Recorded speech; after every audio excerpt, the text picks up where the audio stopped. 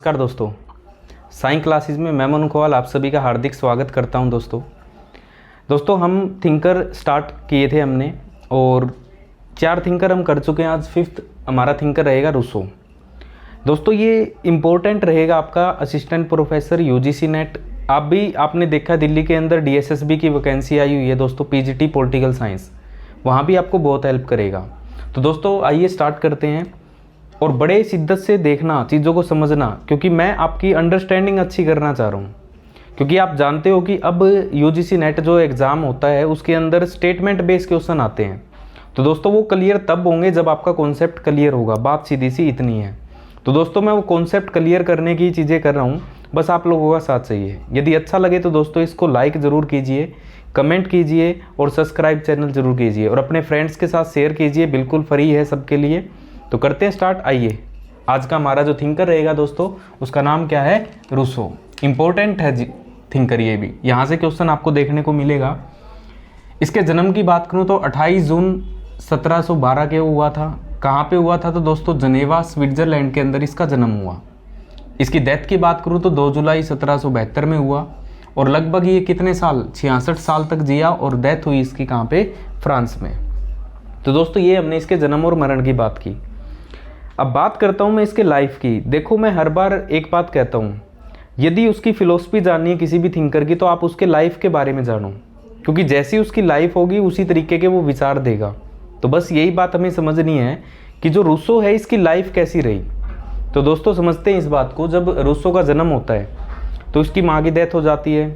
कुछ टाइम के बाद इसके फादर की डेथ हो जाती है। इसका फादर भी शराबी था। फिर इसके बाद दोस्तों इसकी बात करें हम तो इसके चाचा ने इसको पाला। इसका चाचा क्या करता था? घड़ी ठीक करता था, घड़ी ठीक करने का काम करता था। वो भी शराबी था और क्या करता था वो, इससे जो भी ये पैसा कमाता इससे शराब मंगा के पीता और इसको नचवाता था। तो मतलब इस टाइप के माहौल के अंदर ये रहा है।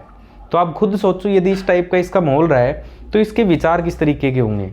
तो दोस्तों ये हमेशा क्या था, नेगेटिव चीज़ों का फुल भरा पड़ा था। कैसे? तो हमने इसका बैकग्राउंड देख लिया दोस्तों।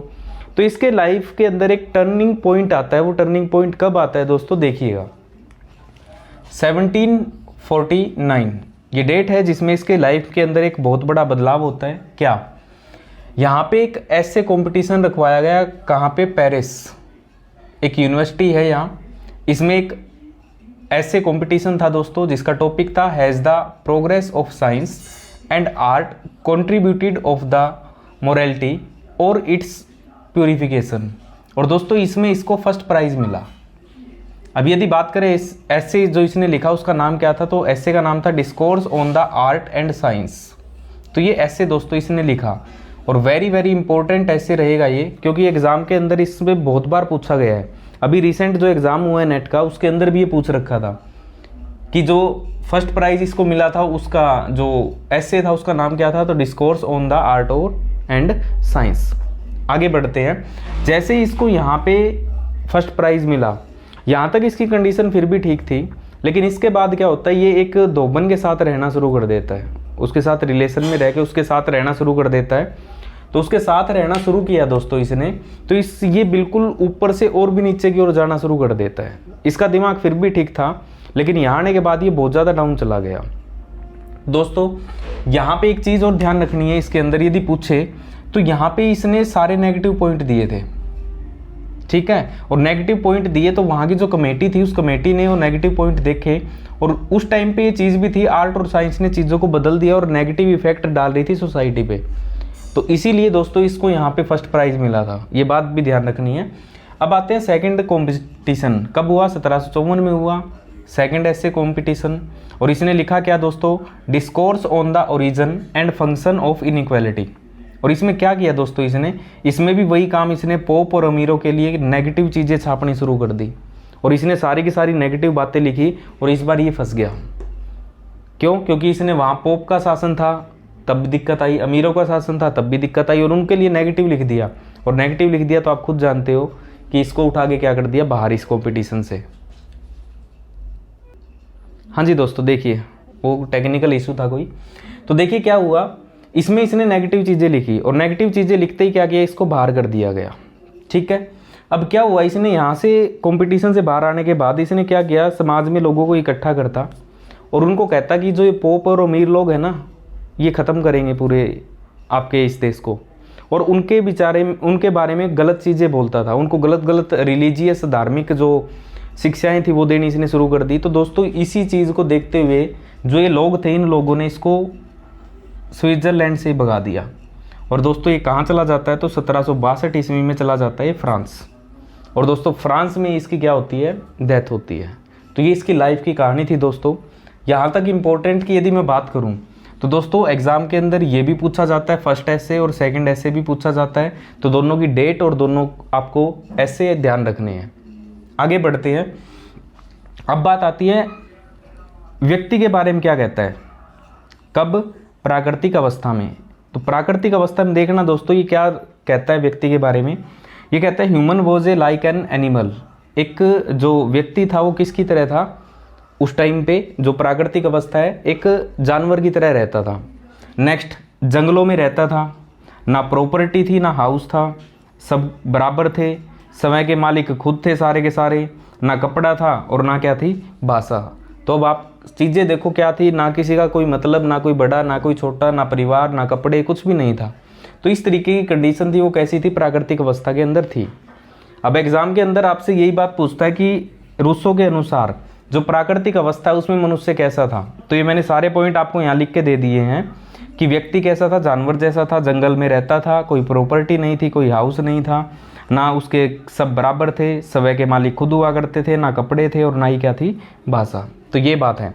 कैसे आप इस चीज़ को यदि देखना भी चाहो तो आप ये कह सकते हो, जैसे टार्जन मूवी देखी होगी आपने, उसके अंदर क्या होता है, वो टार्जन जो रहते हैं किस तरीके से रहते हैं, पेड़ों पे रहते हैं, ना कुछ खाने पीने का पता, कुछ भी मिल गया वो खा लिया, किसी से कोई मतलब नहीं है। तो इसी तरीके की चीज़ें थी। क्या उनके पास लैंग्वेज थी? नहीं। आप देखोगे तो अलग ही तरीके की लैंग्वेज थी, हु करके वो बात करते हैं। तो बस वही चीज़ कंडीशन बताता है कौन, रूसो। ये कहता है प्राकृतिक अवस्था में ये सारी चीज़ें थी। ठीक है दोस्तों, अब आगे बढ़ता हूँ। नेचुरल कंडीशन, प्राकृतिक अवस्था के अंदर दो चीज़ पूछता है आपसे, क्या इनके अंदर नैतिकता, मोरल या फिर इमोरल थे, अनैतिक थे, किस तरीके की चीज़ें थी। तो आप एक चीज़ देखो, इनको कुछ जब पता ही नहीं है, ना इनको कोई अच्छा पता ना बुरा पता, सारे बराबर थे, ऐसे ही घूमते थे, खाना पीना रहता था। तो आप खुद सोचो, क्या ये नैतिकता की बात करेंगे? बिल्कुल नहीं करेंगे। क्या अनैतिक होंगे? बिल्कुल नहीं होंगे, क्योंकि किसी से किसी को कोई मतलब ही नहीं है। तो ये बात आपको ध्यान रखनी है। रूसो के अनुसार प्राकृतिक अवस्था में व्यक्ति ना तो नैतिक था और ना ही क्या था, अनैतिक। बात यहाँ तक समझ आई थोड़ी बहुत। तो ये हमने जो बात की है दोस्तों, यहाँ पे क्वेश्चन भरे पड़े हैं आपके सारे के सारे। पहला क्वेश्चन ये रहा, दूसरा ये, तीसरा कंडीशन, चौथा क्वेश्चन मॉरलिटी थी या इमोरलिटी थी, दोनों में से क्या था, मोरल या इमोरल। नेक्स्ट, अब आगे बढ़ते हैं दोस्तों। अब ये कहता है कि जो समाज के अंदर जो ये बदलाव आया है, जो भेदभाव बढ़ा है, ये बढ़ने का कारण क्या है, वो हम देखते हैं। तो देखिए दोस्तों, यहाँ पे क्या है, ये कहता है जो नेचुरल कंडीशन थी ना, उसमें तो लोग थे इस टाइप के, किसी से किसी को कोई मतलब नहीं। कहता है टाइम के अकॉर्डिंग इनकी नॉलेज जो बढ़ने लगी, इनका ज्ञान बढ़ा। और दोस्तों इनका ज्ञान बढ़ा तो क्या हुआ, मूवमेंट बढ़ना स्टार्ट हुआ। मूवमेंट मतलब प्रतिस्थापन जिसको हम बोलते हैं, एक जगह से दूसरी जगह। और इन लोगों ने क्या किया, परमानेंट सेटलमेंट बना ली, स्थायी निवास इन लोगों ने बना लिया रहने के लिए। और जब दोस्तों कोई व्यक्ति स्थायी निवास बनाता है, आप याद करो इस तरीके से, शुरू में जंगल में लोग रहते थे, कुछ नॉलेज हुई लोगों को, तो क्या किया इन लोगों ने, स्टार्ट किया मूवमेंट। कहाँ जाना शुरू कर दिया इन लोगों ने, ऐसी जगह जहाँ पे कुछ खेती बाड़ी हो सके, इस तरीके की चीज़ें। फिर कहता है इन लोगों ने क्या कर लिया, परमानेंट सेटलमेंट। अब देख लिया खेती बाड़ी शुरू कर दी तो उनकी रक्षा भी करनी है, तो इन लोगों ने एक साथ रहना शुरू कर दिया। और एक साथ रहना शुरू किया तो कॉन्सेप्ट किसका आया, फैमिली, परिवार की बात शुरू हो जाती है यहाँ। परिवार के अंदर फिर जब बात आएगी तो किसकी बात आ जाएगी, प्रॉपर्टी, पैसे की भी बात आएगी। और प्रॉपर्टी कोई मानता है कारण किस चीज़ का, इनइक्वालिटी का। जो समाज के अंदर जो इनइक्वालिटी फैली है ना दोस्तों, वो किसके कारण फैली है, वो फैली है पैसे के कारण। तो ये बात माननी थी किसकी, रूसो की। बात मेरे हिसाब से समझ आई होगी यहाँ तक। आगे थोड़ा सा और लेके चलता हूँ आपको। देखिए रूसो की एक बुक है, बुक कौन सी, सोशल कॉन्ट्रैक्ट। इसमें क्या कहता है, मानव का जन्म जो हुआ है वो स्वतंत्र हुआ है, लेकिन ये हमेशा किस में बंधा रहता है, बेड़ियों में बंधा रहता है, जंजीरों में बंधा रहता है। किसकी, इस तरीके की। ठीक है, आगे बढ़ते हैं। अब ये कहता है हमें इन जंजीरों से इसको क्या करना है, फ्री। ठीक है, फ्री करने का उद्देश्य क्या है, तो कोई ना कोई उद्देश्य तो होगा ना इसको फ्री करने का। तो कहता है तीन चीज़ें हमें चाहिए, क्या, एक तो लिबर्टी, एक इक्वालिटी और एक चाहिए हैप्पीनेस। हमें चाहिए स्वतंत्रता, समानता और खुशी चाहिए। ठीक है, तो ये मिलेगी कैसे, इससे पूछा गया मिलेगी कैसे। ये तीनों ऑब्जेक्ट तो आपने बता दिया। बोला ये मिलेगी हमें तब जब हम क्या करेंगे, प्राकृतिक की ओर लौट जाएंगे, जब हम दोबारा से उसी अवस्था में जाएंगे। ना कोई कपड़ा होगा, ना कोई चीज़ें होंगी, ना कोई परिवार होगा, ना कोई संपत्ति होगी, एक दूसरे से कोई भेदभाव नहीं होगा, ना किसी को कोई जानता होगा, सारी चीज़ें वो होंगी, तब ये काम बन सकता है। तो बोले ऐसा क्या पॉसिबल है, तो बोला ऐसा तो पॉसिबल हो नहीं सकता। आप खुद ये चीज़ सोच के देखो दोस्तों आराम से, क्या यदि मैं चाहूँ तो क्या मैं अब दोबारा उस कंडीशन में जा सकता हूँ जिसमें टार्जन रहते हैं? बिल्कुल पॉसिबल नहीं है ना। तो ये भी यही बात कहता है। तो बोला ये चीज़ नहीं हो सकती, तो एक चीज़ और सुनो। बोला एक काम करो, रूसो कहता है हमारा भोलापन, अज्ञान, हमारी गरीबी हमें दोबारा से लौटा दो, हम मुक्त हो जाएंगे। ठीक है, ये कहता है हमारा भोलापन, हमारा ज्ञान, हमारी गरीबी लौटा दो, हम दोबारा मुक्त हो जाएंगे। इसका मतलब क्या है दोस्तों, हमें उठा के वहीं फेंक दो जहाँ से हम आए हैं। ठीक है, अब एक चीज़ ध्यान से सुनो, यहाँ एक सॉन्ग आपने सुना होगा, ये दौलत भी ले लो, ये शोहरत भी ले लो, सुनिए ना ये चीज़। तो बस ये वही बात कहता है दौलत भी ले लो, ये शोहरत भी ले लो, हमें लौटा दो वो बचपन की यादें, है ना। तो बस ये बात आपको ध्यान रखनी है रूसो के लिए। जैसे ही दिमाग में सॉन्ग आएगा तो आपके ध्यान आ जाएगा कौन, रूसो।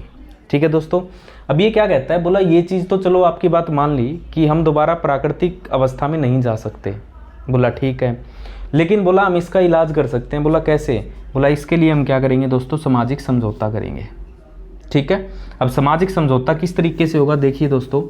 ये कहता है समाज के अंदर जो लोग हैं ए बी सी डी और ये कुछ लोग हैं, देखो ये कहता है सारे के सारे लोग हैं, ये अपने हिसाब से क्या करते हैं, रूल बनाते हैं। सबका अलग अलग रूल है, अलग अलग तरीके से काम कर रहे हैं। बोला इसी ने क्या किया, समाज के अंदर भेदभाव ला दिया। क्यों? क्योंकि अमीर अपने हिसाब से काम कर रहा है, गरीब अपने हिसाब से कर रहा है। तो इसी के कारण जो ये भेदभाव का जो एरिया है ये और बढ़ता जा रहा है। बोला ये बैलेंस करने के लिए हम क्या करेंगे, सामाजिक समझौता। और क्या करेंगे, कहता है ये जो अलग अलग रूल बना रहे हैं ना, ये सारे के सारे क्या करेंगे, मिल के रूल बनाएंगे। और कहता है जब ये मिल के रूल बनाएंगे तो आप खुद सोचो, सारे के सारे मिल के रूल बना रहे हैं तो सबके लिए बराबर रूल बनेंगे, किसी के साथ कोई भेदभाव नहीं होगा। और किसी के साथ कोई भेदभाव नहीं होगा तो दोस्तों ये बात कहता है जब ऐसा काम हो जाएगा ना, इन लोगों के बाहर एक दीवार बनेगी। और दीवार किस चीज़ की होगी, तो कहता है जर्नल विल, जिसको हम बोलते हैं दोस्तों सामान्य इच्छा। अब ये सामान्य इच्छा क्या होती है दोस्तों, ये कहता है सामान्य इच्छा वो होती है जो सबके भले के लिए सोचे। अब देखो पहले क्या सोचते थे, अपने अपने भले के लिए चीज़ें सोचते थे ना, अलग अलग काम करते, अलग अलग रूल बनाते। क्यों? क्योंकि इनको अपना प्रॉफिट चाहिए। लेकिन इसने कहा जब हम इस तरीके से सबको मिला के और फिर रूल बनाएंगे तो क्या होगा, सबकी भलाई के लिए काम होगा। और सबकी भलाई के लिए जो काम होगा दोस्तों, इसी ने उसके लिए वर्ड यूज किया जर्नल विल। पेपर में इस जर्नल विल से भी क्वेश्चन खूब पूछे गए हैं आपके। ठीक है दोस्तों, तो हम बात करेंगे इसकी भी, चिंता मत करो आप। अब एक चीज़ यहाँ पे देखो, ये कहता है जब ये अलग अलग रूल बनाते थे, बोला ठीक है, बोले अब सब ने मिलके रूल बनाए तो क्या इससे कोई लॉस हुआ? तो बोला ना, इससे कोई लॉस नहीं हुआ। बोला इससे कोई प्रॉफिट हुआ? बोला प्रॉफिट तो सबको ही होगा, ये चीज़ होगी ना दोस्तों। तो बोला ये सबके लिए यदि ऐसा है तो इसका मतलब ये चीज़ ठीक है, और यही कॉन्ट्रैक्ट इसने किया। अब दोस्तों एक चीज़ और थोड़ी सी सोचो दिमाग के अंदर, जब हर एक व्यक्ति मिलके शासन के अंदर जब पार्टिसिपेट करता है वो क्या होगा, क्या राजतंत्र होगा? सोचना आप, अपना आंसर तैयार रखना, फिर मैं बताता हूँ। राजतंत्र होगा या फिर क्या वो प्रत्यक्ष लोकतंत्र होगा, डायरेक्ट डेमोक्रेसी होगी, या फिर अप्रत्यक्ष लोकतंत्र होगा, इनडायरेक्ट डेमोक्रेसी होगी? तो आप ये चीज़ सोचोगे तो आपको साफ साफ पता लगेगा समाज का हर एक व्यक्ति यहाँ पे क्या कर रहा है, पार्टिसिपेट कर रहा है। और समाज का हर एक व्यक्ति जब पार्टिसिपेट करता है तो दोस्तों आपको पता है ये कौन सी, ये बनेगी डायरेक्ट डेमोक्रेसी, जिसको हम बोलते हैं प्रत्यक्ष लोकतंत्र। तो यहाँ पे किस तरीके की शासन की बात करता है दोस्तों रूसो? तो रूसो बात करता है प्रत्यक्ष लोकतंत्र की। बात समझ आई यहाँ तक? तो ये प्रत्यक्ष लोकतंत्र की बात करता है। अब दोस्तों बात आती है क्रांति, रिवॉल्यूशन, क्रांति के बारे में हम बात करते हैं। तो हमने एक तो पढ़ा था होब्स, ठीक है दोस्तों, एक पढ़ा है हमने जॉन लॉक, एक पढ़ा है हमने रूसो। अब चेक करो यहाँ पे समझौता होब्स ने भी किया था, होब्स ने क्या किया था, सबको इकट्ठा किया, एक राजा बनाया और उसको पूर्ण सत्तावादी, ऑटोक्रेटिक या ऑटोक्रेसी पावर दी गई, उसको पूर्ण सत्तावादी बनाया गया। लेकिन कभी वो भ्रष्ट हो जाए तो उसके खिलाफ क्रांति हो सकती है, तो आप कहोगे बिल्कुल हो सकती है। उसने कहा था क्रांति होगी, और क्रांति होती क्या होगा, हम प्राकृतिक अवस्था में चले जाएंगे। यही बात थी, क्योंकि रूसो के होब्स के जो समझौता हुआ था उसके एक समझौते से सरकार भी आ रही थी, एक समझौते से राजा भी आ रहा था, और एक ही समझौते से क्या हो रही थी, उसकी जो संप्रभुता की पावर वो सारी की सारी बन रही थी। लेकिन जैसे ही वो कॉन्ट्रैक्ट टूटेगा तो कहाँ चले जाओगे, प्राकृतिक अवस्था में। बात करता हूँ दूसरे नंबर के व्यक्ति की, जो है जॉन लॉक। जॉन लॉक क्या कहता है, 2 कॉन्ट्रैक्ट कराता है, 2 समझौते कराता है। पहले समझौते से बनती है सिविल सोसाइटी, नागरिक समाज।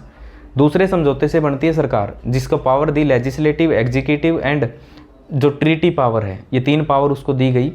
तो कहता है जब भी वो 3 चीज़ बात करता है, एक तो लिबर्टी, एक लाइफ और एक प्रॉपर्टी, कहते हैं 3 प्राकृतिक अधिकार है, यदि इनकी रक्षा ना कर सके तो क्या कर सकते हो आप, क्रांति कर सकते हो। और क्रांति करोगे तो दोस्तों क्या वो नेचुरल कंडीशन में गए, नहीं। तो कल हमने पढ़ा था वो कहाँ गए थे, वो सिविल सोसाइटी में गए, और सिविल सोसाइटी ने दोबारा सेकंड कॉन्ट्रैक्ट किया और क्या किया, सरकार बना दी। तो उसमें देखो दोस्तों वहाँ भी क्रांति हुई, लेकिन प्राकृतिक अवस्था में नहीं गए।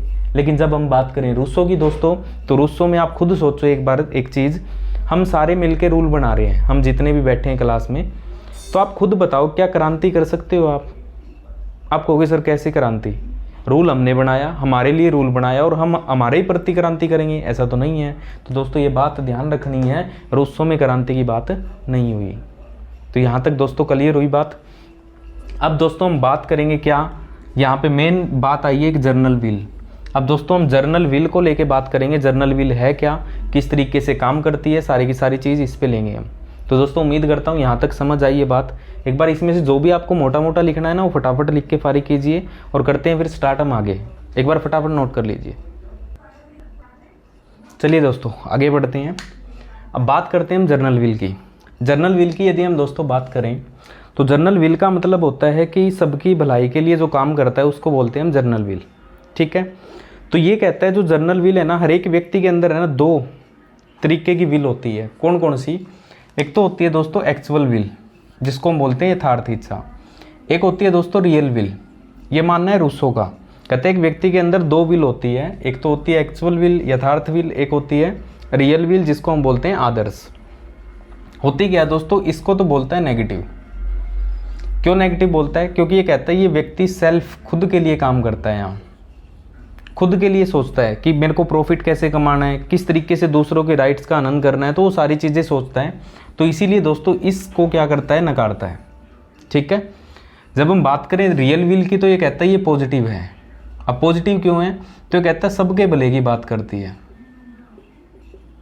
क्योंकि व्यक्ति के अंदर होता है ना कई बार, जैसे एक तो नेगेटिव पॉइंट है तो पॉजिटिव पॉइंट भी होते हैं, तो ये कहता है ये पॉजिटिव पॉइंट है और भले के लिए सोचते हैं।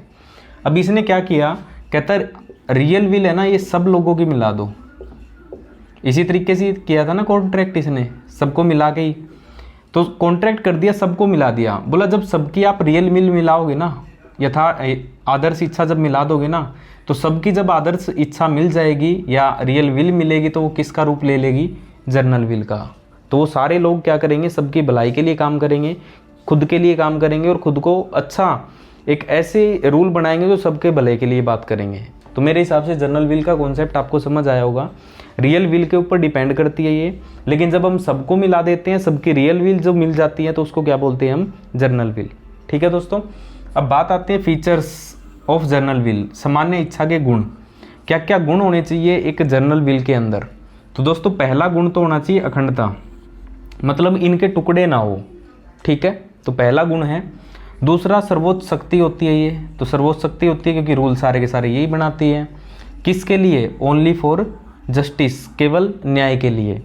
नेक्स्ट स्थायी होती है ये, तो स्थायी है। एक चीज़ सोच के देखो दोस्तों आप, जो डायरेक्ट डेमोक्रेसी है इसके अंदर इलेक्शन तो होता ही नहीं, तो क्या होते हैं लोग, स्थायी होते हैं, बस घूमते रहते हैं, कभी वो आ गया कभी वो आ गया, चीज़ें तो वही रहती हैं सारी की सारी। नेक्स्ट जन कल्याण की बात करते हैं, लोगों की भलाई की बात करते हैं लोग, क्योंकि सारे खुद के लिए काम कर रहे हैं और खुद के लिए तो जन कल्याण ही होगा। नेक्स्ट विवेक पे आधारित होगा। इसके बाद कानून के द्वारा अभिव्यक्त होगा। तो दोस्तों ये बात बहुत बार पूछी है कि जर्नल विल के फीचर गुण बताओ क्या क्या है। तो दोस्तों कभी भी मिले तो ये दिमाग में बिठा लो, ये सारे के सारे आएंगे इसके अंदर। नेक्स्ट हम बात करते हैं कॉन्सेप्ट ऑफ सोवरेनिटी, संप्रभुता का सिद्धांत क्या होती है। तो कहता है संप्रभुता किसमें निवास करेगी, सामान्य इच्छा।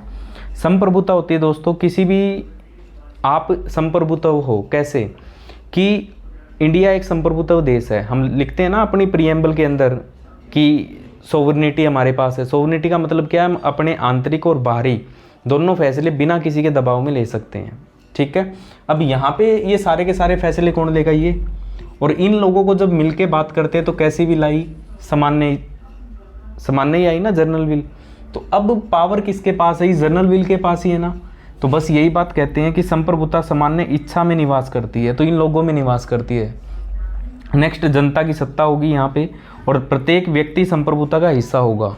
ठीक है दोस्तों, तो यहाँ से कोई भी क्वेश्चन आपके एग्जाम में बन सकता है। वेरी वेरी इंपॉर्टेंट चीज़ है, किसको लेके, जर्नल विल और सोवरेनिटी को लेके। ठीक है, थोड़ा सा आगे बढ़ते हैं। वैन ये क्या कहता है रूसो को, कहता है रूसो का जो संप्रभु है ना, होब्स का जो लिवियांथम है वही है। और कहता है लिवियांथम का भी क्या है, जिसका मस्तिष्क काट दिया गया है। तो दोस्तों ये बात कई बार एग्जाम में पूछी गई है, इंपॉर्टेंट है और आपको ये भी ध्यान रखनी है। नेक्स्ट अब बात आती है रूसो की। रूसो गरीबी के बारे में क्या कहता है, गरीबी के बारे में भी एक बात कहता है, पॉवर्टी के बारे में। ये कहता है व्यक्ति को इतना गरीब नहीं होना चाहिए जो खुद को बेच दे, और कहता है इतना अमीर भी नहीं होना चाहिए कि दूसरे को खरीद ले। ठीक है दोस्तों, तो ये बात किसकी है, ये भी रूसो की। नेक्स्ट कहता है सामान्य इच्छा का पालन करना ही क्या है दोस्तों, स्वतंत्रता। ये बात भी आपको ध्यान रखनी है। इसको किस किस चीज़ का पिता कहा जाता है, तो पहला फांसीवाद, दूसरा प्रत्यक्ष लोकतंत्र का पिता, और तीसरा राष्ट्रवाद। राष्ट्रवाद अपने आप ही आएगा दोस्तों, क्योंकि सारे लोग मिलके काम कर रहे हैं। और राष्ट्रवाद क्या होता है, जो अपने देश की भलाई के लिए या खुद के लिए काम करे। कोई भी बात आती है देश की, तो ये सारे के सारे मरने मिटने को तैयार रहे। इमोशनल जो कनेक्टिविटी होती है उसी को हम क्या बोलते हैं, राष्ट्रवाद। ठीक है, ये चैप्टर भी आएगा आपका कंपैरेटिव पॉलिटिक्स में, जब हम पढ़ेंगे इसको राष्ट्रवाद को है क्या। आगे बढ़ते हैं हम थोड़े से। अब व्यक्ति को क्या कहता है, ये नोबल सवरेज, ये भद्र पशु के समान मानता है किसको, व्यक्ति को। ये बात तो हमने देखी किसके बारे में, रूसो के में। अब मैक्सी क्या कहता है इसको, मैक्सी कहता है रूसो क्या है, प्रकृति का शिशु। प्रकृति का शिशु कहा जाता है मैक्सी के अकॉर्डिंग। इसकी बुक है दोस्तों द सोशल कॉन्ट्रैक्ट, तो सारा मामला ये सोशल कॉन्ट्रैक्ट का इसी के अंदर है। नेक्स्ट द इमाइल, ये द इमाइल बुक है दोस्तों, ये एजुकेशन पे लिखी गई है। ये बात आपको ध्यान रखनी है, एजुकेशन की बात करता है ये। तो इस बुक की आलोचना की थी मैरी वॉलस्टोनक्राफ्ट ने। तो कई बार एग्जाम में पूछी जाती है, मैरी वॉलस्टोनक्राफ्ट ने किस बुक की इमाइल की। इमाइल की आलोचना किसने की, मैरी वॉलस्टोनक्राफ्ट ने की। तो दोस्तों इसी के साथ ये चीज़ें होती हैं आपकी कंप्लीट। रूसो होता है आपका कंप्लीट। अब दोस्तों आपको करना क्या काम है, आपके पास कोई भी बुक है, एक बार ये करने के बाद उस बुक को एक बार पढ़ के देखो आप, मज़ा आएगा आपको। और दोस्तों यदि ऐसा मज़ा आपको आता है तो आप इसको लाइक ज़रूर कीजिए, शेयर कीजिए, कमेंट कीजिए कैसी लगी वीडियो। दोस्तों आपके ऊपर चीज़ें डिपेंड है, आप जितनी यहाँ कमेंट करोगे, जितने अच्छे से शेयर करोगे, मेरे अंदर उतनी चीज़ें बढ़ेगी कि हाँ मैं कुछ और करूँ। तो दोस्तों यहाँ पे कोशिश मेरी यही रहेगी कि आपको वीडियो मिले, सिर्फ सैटरडे और संडे छोड़ के आपको मैक्सिमम वीडियो मिल जाएगी। और मैथ रीजनिंग भी है दोस्तों इसके अंदर, जो नेट के अंदर आती है, एस्टेट में आती है, DSSB में आती है, तो सारी की सारी है दोस्तों। ठीक है, तो आज के लिए इतना ही। थैंक यू वेरी मच, मिलते हैं हम नेक्स्ट लेक्चर के अंदर। तो दोस्तों पढ़ते रहिएगा, लाइक ज़रूर कीजिए, शेयर करना है, और अपने दोस्तों को भी बताओ कि फ्री में ऐसा कुछ मिल रहा है आपको। ठीक है, तो आज के लिए इतना ही। Thank you very much, bye bye, take care. मिलते हैं नेक्स्ट वीडियो में। Thank you very much.